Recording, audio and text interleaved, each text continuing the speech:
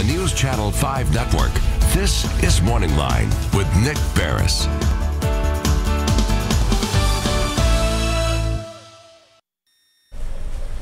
Good morning, everyone. Thanks for joining us on MorningLine. Nick Barris here on a Tuesday. Good show on tap for you. We're going to open up the phone lines in a moment where we're going to talk about, I guess, staying healthy. The idea of the health is year-round, of course, and taking care of yourself. But have you noticed, all right, the weather's transitioning. We're going to be falling back soon. By the way, a lot of people messaging me on Facebook saying, Nick, are we going to be doing daylight savings and falling back and all this stuff, or have we decided here in Tennessee not to do it? Yes, we are doing it. Lawmakers here may have considered even passed something locally about not doing so, but this is a decision made at the federal level, and Congress just ain't going to deal with that right now. So yes, I think it's November 3rd, you will be falling back an hour. But this all ties in with the fact that the temperatures are changing. You know, a lot of times, you know, right at that point where seasons do go into a transition and you see a big dip in the temperature, people can get sick. And I'll tell you why I do. I'm still kind of wearing a lot of my summer clothes. Now all of a sudden I realize I'm freezing and I get the sniffles and things change. So we're going to talk about staying healthy, some of the new ideas and tips for staying, I think, fit throughout the winter months. I'm not going to talk about it because I need to learn about this stuff from health and fitness coach Holly Ladd. Good morning. Haven't seen you in a while. How are you? Know. I'm awesome. Fantastic. She's just, you know, she comes in and I just realize how unhealthy I am. But it's good to have you on. It's so great to be back. And this is a topic that is near and dear to my heart. Oh, I know. Well, she lives and breathes this. And am I accurate when I say that when you have season changes and there's a big swing maybe in the temperature, even one way or the other, going from cold to warm in the springtime, is that when people get sick sometimes? Well, I see that it tends to happen more when it goes from summer to like warm to cold. I agree. So, because what happens is we spend more time indoors, we're more congested, there's more germs being circulated. You know, we can talk about sugar season, which is coming up. For me, sugar season year-round. Year-round, right? So we can talk about that. Sugar season, I gotta write that down, okay. Yeah, and then, you know, the cold weather actually, when it's hot, the high pressure actually pushes germs down towards the ground. When it's cooler, they float more easily, so they're more accessible to our... There's no question. I don't know about you at home or you, but I mean, I know you rarely get sick, but I hardly ever, knock on wood, get sick during the summer. I mean, I can't remember the last time I had a bad cold in the summer. I get sick probably on average at least one good doozy of a cold every winter. Yeah, and it's for the very reason you just said. I think we stay inside a lot more. There are more people with sniffles, and then of course the air circulates, the germs are floating. Is that what it is? Yeah, I mean, I think so, for sure. And you know, we run ourselves down. We're not taking care of our body. We're not taking care of our immune system.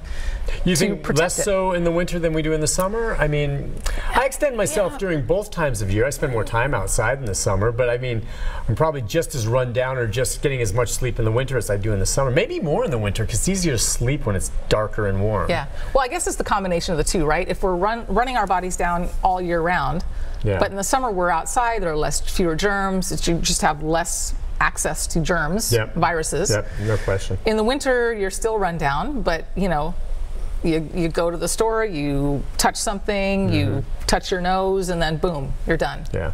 So. All right, so we'll open up the phone line, 737-7587, but I want to give them something to ask and talk about. Absolutely. What can you tell me? Now, we all know the basics, so I have you on, so we can talk about new stuff. You're always dealing with cutting-edge ideas of what's out there and, you know, what people are trying. But what is new out there in terms of trying to stay healthy when this season rolls around? What are you doing, or what are you telling your clients? Right. It's so funny because, you know, everybody wants something new, and yet going back to the basics sometimes is what we really need. But honestly, a study just came out that said vitamin D3 is almost, I can't remember, it's more effective or as effective as the flu shot in preventing the flu. Vitamin D3. Now, vitamin D, is that not the vitamin sometimes we get in the summer from sun exposure? And a lot of milk is fortified with vitamin D, I know. But is there 1, 2, and 3, and 4 vitamin D3? Vitamin D3. That's Can what you buy that as a supplement? You can buy it as a supplement, and because in the winter we don't, you know, if you live north of, I can't remember what, you know, Florida, basically, you're not getting enough sunlight, even in the summer, really. So especially if you're careful about being too much absolutely, in the sun. Yeah. And sunscreens block it. Right. So yeah, you can just buy a D3 supplementation. 2,000 IUs is sort of the standard dosage that doctors recommend, just to keep that vitamin D3 levels, because it does boost the immune system. It's supportive of the immune system. Are there any foods, besides I mentioned milk's fortified, is it that you would recommend that folks can eat for that? Yeah, food is vitamin D is scarce in food. That's what I was going to say. That's why it's almost always a supplement or something that's fortified with it. Yeah, I think there are some bizarre, like, herring or oyster, some bizarre something that's not common for us to eat on a regular basis. So vitamin, is that something you would take year round, or not in the summer as much? So are you taking it now yourself? I take it year round, and I usually boost my dose in the winter. Okay, so at about 2,000 IUs of vitamin D, and do you have to be specific vitamin D3? Yes. All right. Yeah. Okay, and they'll know that at the health food store you go to. It'll say D3 on the bottle.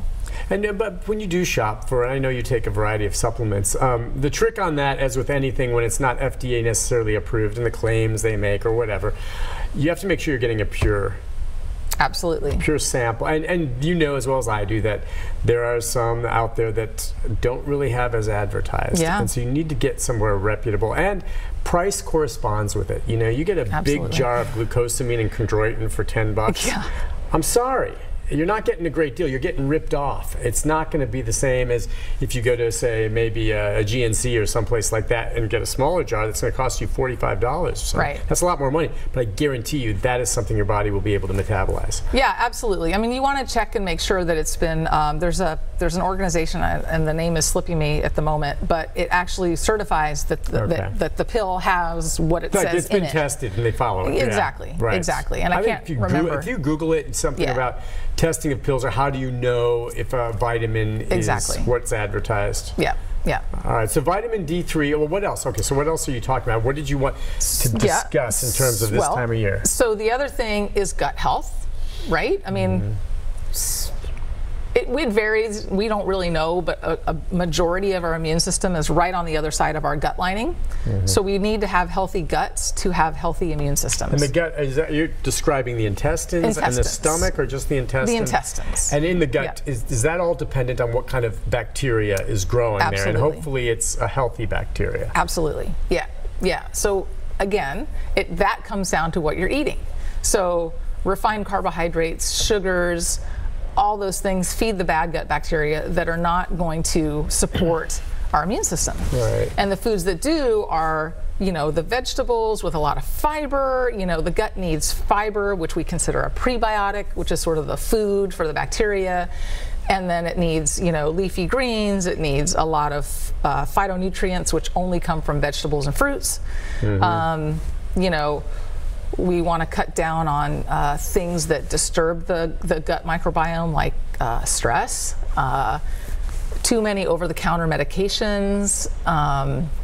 There's a lot of things that can disrupt this microbiome, which it almost seems daily. There's a new study on how important the microbiome is to our overall health, in particular our immune system, which seems to drive most illnesses. Yeah, now a lot of people take a probiotic supplement, right? Which I remember reading it. You probably have seen it in the stores where it's a container and it says there's 20 billion bacteria in each tablet. I'm like, wow, 20 billion, that seems like more than I need, but I know it's microscopic.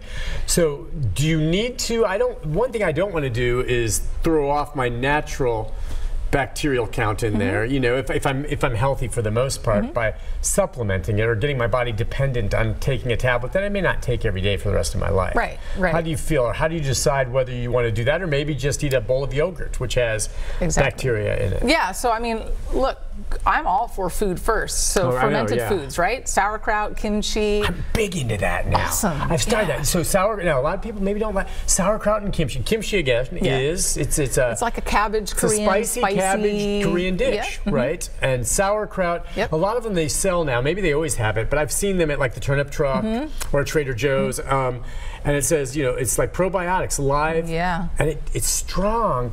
But I love that stuff. Yeah, it's good stuff. So they have actually better probiotics than a probiotic capsule.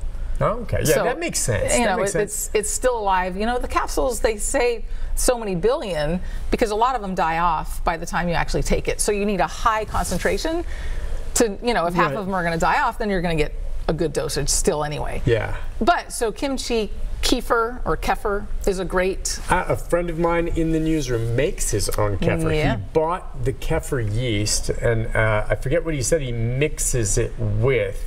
And then it ferments, and I guess he mixes it maybe with a type of milk or something like that. Sure. That then the back. Now You can do it with coconut milk. Okay, maybe that's what he Coconut does. kefir. You can do it with coconut water. You can. And what is kefir then? It's like a yogurt flavor. He brought me a sample of it to try, and it was really good. Yeah, it's like a liquidy yogurt that actually has more probiotics in it than a yogurt. That's kefir. Now that's different than, say, which is more of a milky looking thing, at least what I've seen, than kombucha.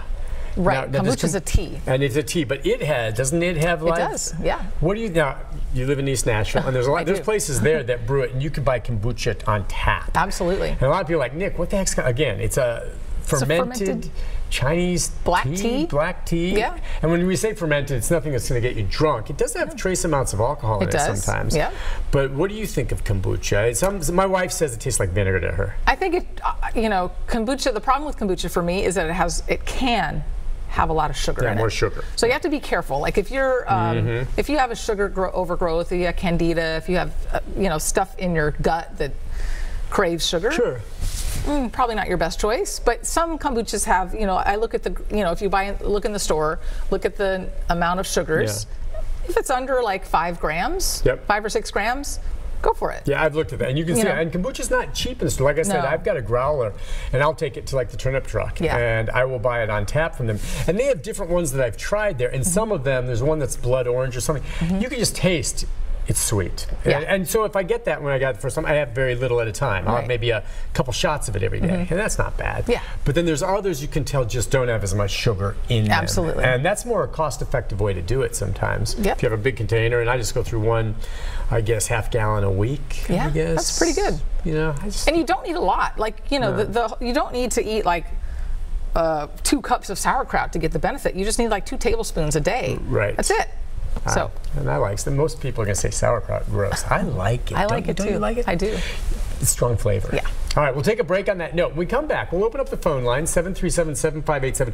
Also want you to get a chance to talk about what you specialize in, which is, you know, functional medicine and what that is and where that falls into it. And again, if you have questions or how are you feeling and you want to ask her, say, look, I've got this situation. She's not a doctor, but she may be able to give you some recommendations on what things you can do, you know, just on your own by what you eat or what kind of exercise you do to help you out on this time. And you know, I'm listening because I'm looking for anything that'll help. Because the bottom line is I'm going to get sick this winter. That's not the attitude, is it? No. But I've accepted it. No. Okay, I'm going to get sick. We'll take a break. We'll be back with your calls and more with Holly Ladd right after this.